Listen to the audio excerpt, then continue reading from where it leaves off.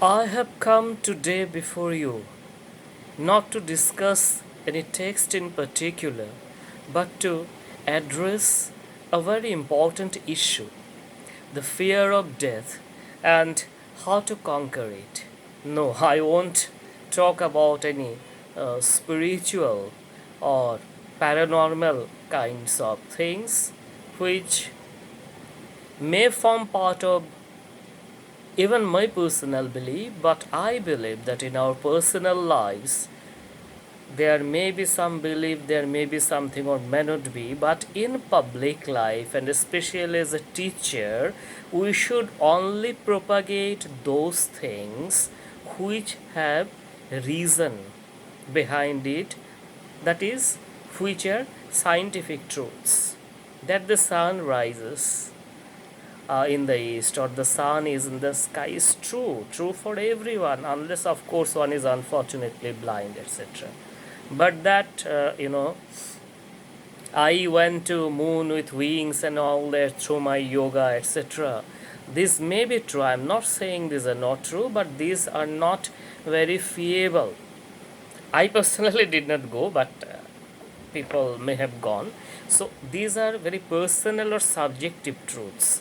I don't call them untruths because definition of truth is very broad today. But at the same time, to go back to my point, in public life, I feel it is my duty only to preach, speak, and propagate such measures and things which are backed by evidence or logic, or evidence and logic both.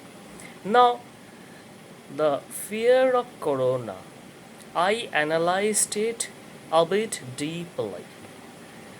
Uh, had I not been a teacher of theory, I would have said deconstructed, but I warn you not to use the words, especially if you are English literature students or scholars. Don't use it loosely.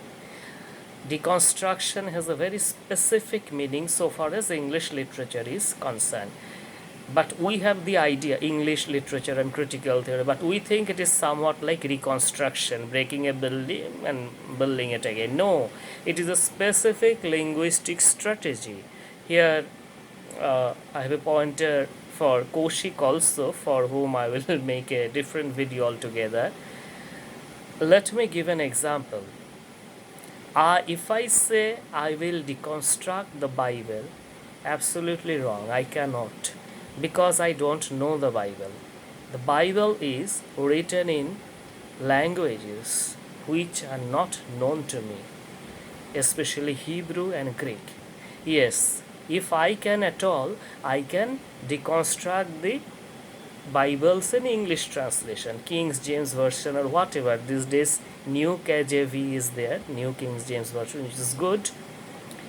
Whatever. So I think you got my point. Deconstruction is a specific linguistic strategy which you can bring into operation only if you know the language in which the text is. So please do not use it loosely and advise others not to use it loosely. Just like, I told you not to use tragedy for every death. Yes, all deaths are pathetic, but not tragic. Now, or I say almost all deaths are, because some deaths when criminals die, most people do not feel unheavy, but in a bigger way that is also pathetic. What led them to become criminals?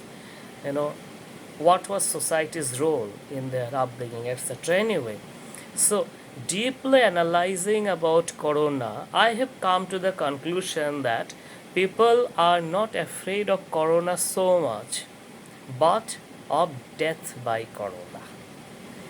It is another thing that the percentage of death in corona is very less. I am not going to speak about that, but I will directly come to fear of death. Fear of death is related to a lot of cultural processes and symbolisms, not only instinctual. And people's fears will be greatly allayed if they keep it in mind that death is the only certain thing in the world, whether from corona or from morona, whatever it may be. By morona, I mean, it is what I have coined. Bangla morona is not the here the target actually, but morons morona, the behavior of morons.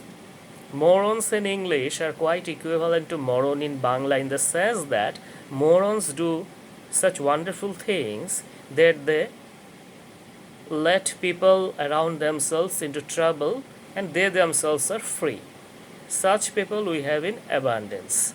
So they can also be cause of death. Now,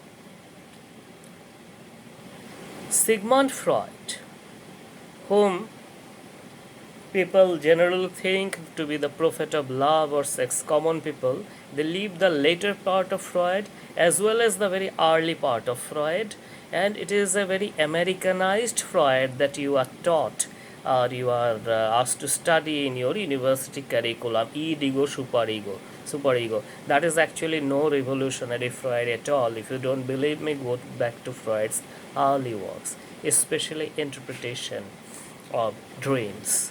Anyway, Freud later found that there are two things, not only eros but thanatos, love drive and death drive.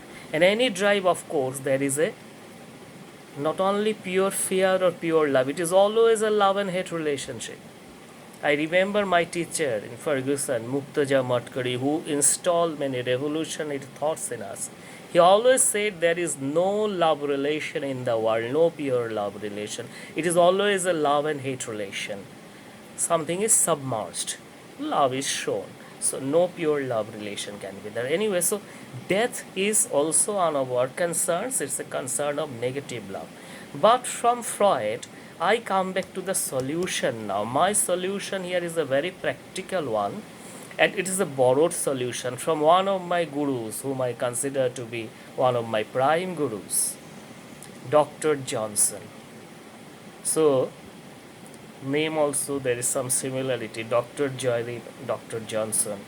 Anyway, but I would need a lot of more things to be a proper Johnsonian, but Johnson was never divested of a sense of humor, which is very important. His figure or external appearance may mislead you to think that he was always a very serious person, but not. He was sincere, but not serious. Unfortunately, he had goiter. Due to that, his face had taken an ugly shape. So one day, yes, there are many discourses by Johnson on death. That one day, his very close follower, Boswell, asked Samuel Johnson that should we be thinking about death? He said, "No, sir. Let it be where it is." And Boswell asked, "Why so?" Then Johnson's answer, one in a million and trillions, no one can tell you like that, said, "It matters not how a man dies, but how he lives." So make your life such that you don't have regrets. Yes, you don't have to be Bill Gates or Einstein or Tagore, the ideals today, but within your own goals, try to set some realistic goal and achieve them and focus on living. So I repeat with Johnson, because death will come anyway, corona, morona, whatever. So it matters not how a man dies, but how he lives. Just focus on living. Of course, you all are focused. I know, especially English literature students and intelligent friends and colleagues. But please carry out this precious gospel, rather carry on it to commoners who may be devoid of knowledge of English literature and Johnson, that it matters not how a man dies, but how he lives. And of course, I would add women and third gender too. You must not expect Johnson to speak the rhetoric of Judith Butler, because his age was different, but definitely by men he meant all. So let us not hold it against him, and then things will fall in places. If you follow this single maxim of Johnson, then things will fall in place, I think, and we will all be, whoever is listening to this, will be all focused on what we are actually supposed to do.